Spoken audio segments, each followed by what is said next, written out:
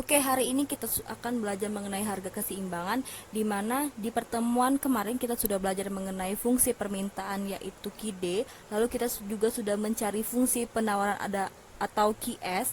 Nah, untuk selanjutnya harga keseimbangan itu adalah rumusnya QD sama dengan QS. Jadi kita harus mengetahui terlebih dahulu besar QD-nya berapa, QS-nya berapa. Lalu jika ternyata di soal atau sudah diketahui QD-nya berapa, lalu QS-nya berapa, kita tinggal memasukkan QD dan QS-nya tersebut ke dalam rumus. Nah, ini kan sudah diketahui QD dan QS. Itu adalah rumusnya. Tinggal kita masukkan QD sama dengan QS.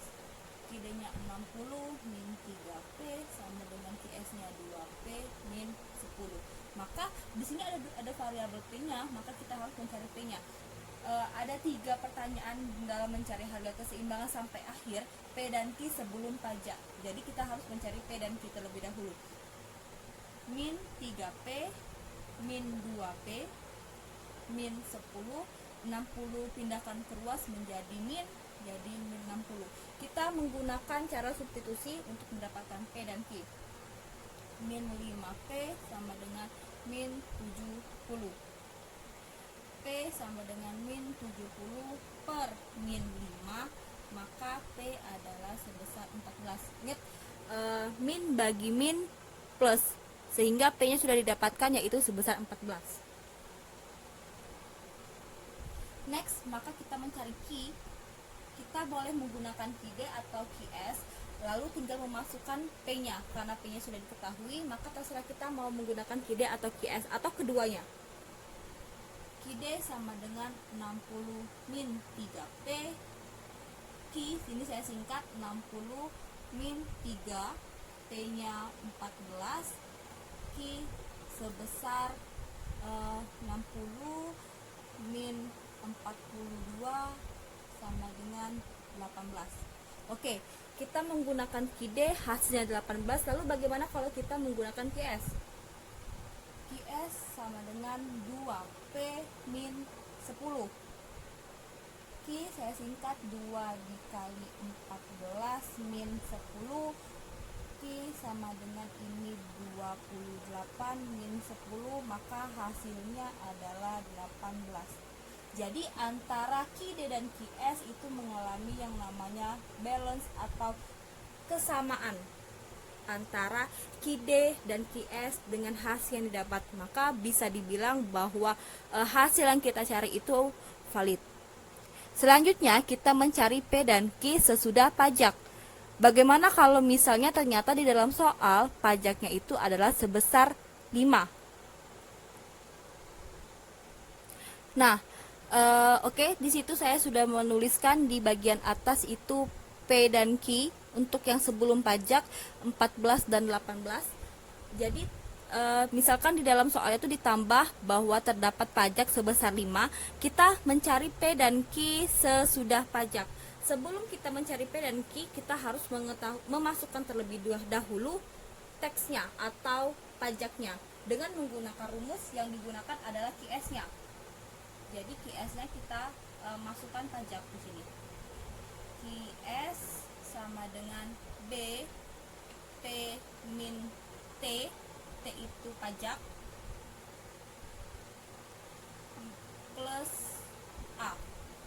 B-nya itu adalah 2, T-nya 5, ini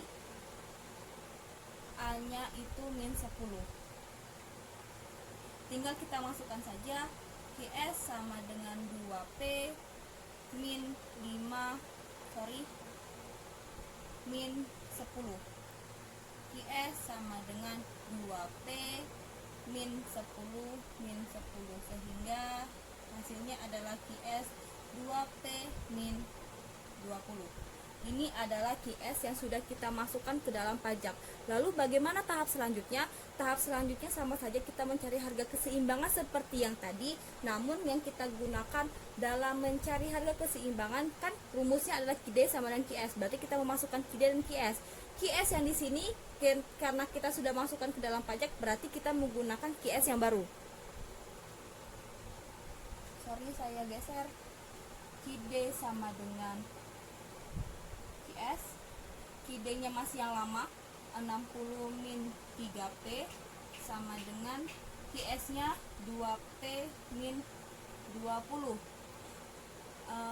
Caranya sama, 3P min 2P min 20, ini pindah ruas menjadi min 5P sama dengan min 80, P sama dengan min 80 per min 5 sama dengan 80 bagi 5 sama dengan 16. P nya 16, lalu bagaimana dengan Q nya? Kita menggunakan Q, kita gunakan Q D, 60 min 3P,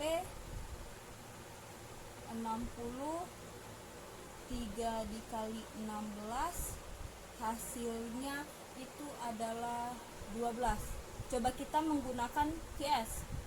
QS sama dengan 2P min 20, 2 dikali 16 min 20, maka 16 32 20, maka hasilnya juga 12. Maka antara QD dan QS kita setelah masukkan P nya itu sama atau bisa dibilang adalah balance.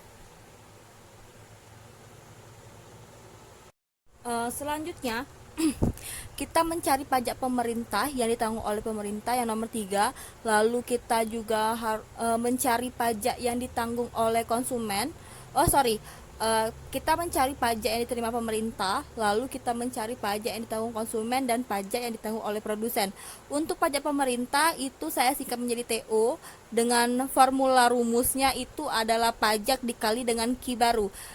Di situ sebenarnya adalah T dikali Q untuk memudahkan kita, karena kita mendapatkan 2P dan 2Q, P sebelum P sesudah, Q sebelum dan Q sesudah. Jadi Q baru itu adalah Q yang kita ketahui terlebih dahulu setelah pajak, sesudah pajak. TK itu adalah pajak yang ditanggung oleh konsumen, itu rumusnya delta P dikali Q baru. Lalu untuk mencari pajak yang ditanggung oleh produsen itu adalah pengurangan dari pajak yang diterima pemerintah dikurangi dengan pajak yang ditanggung oleh konsumen. Oke, langsung ya. Untuk mencari TO, T pajaknya tadi adalah sebesar 5, Q baru, ini kan P dan Q, 16, 12. Ini adalah sesudah pajak, karena Q baru itu berarti Q yang kedua, yang sesudah kita masukkan pajak, yaitu sebesar 12. Jadi TO sama dengan 60.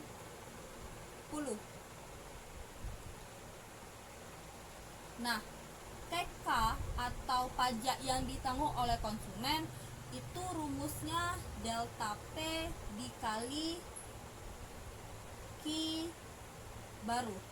Delta P berarti ada 2, kita membandingkan selisih antara 2 P, P sesudah dan P sebelum. 16 dan 14, P ya, 16 dan 14 adalah 2 dikalikan dengan Q baru, Q sesudah berarti 12 sama dengan 24 untuk TK ya. Lalu yang terakhir itu adalah TP atau pajak yang ditanggung oleh produsen, dengan rumus itu adalah TO min TK. TO nya itu sebesar 60, TK nya sebesar 24. Jadi hasil totalnya adalah 36.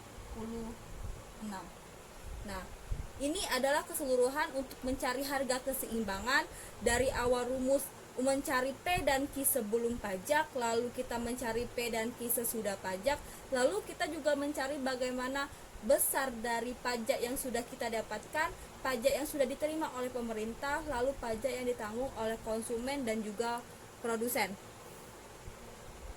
Thank you.